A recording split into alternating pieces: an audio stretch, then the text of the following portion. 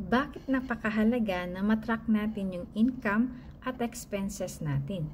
Yan yung pag-uusapan natin sa video na ito.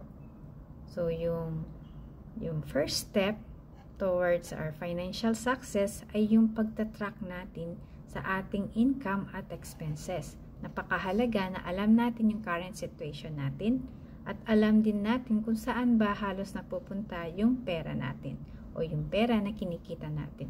Kasi kapag alam natin kung saan ba halos napupunta yung pera na kinikita natin, mas mapagpaplanuhan natin kung saan ba dapat ito mapunta. So, meron tayong homework or assignment na gagawin.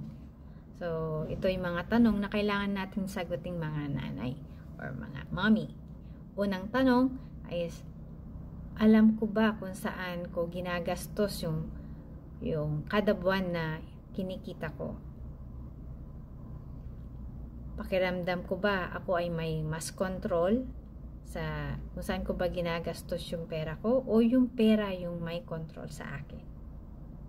Yung pangatlo, kailangan nating i-track yung 4 weeks na income and expenses natin. Ito pa lang yung simula. So, I hope hindi lang 1 month yung track natin. No?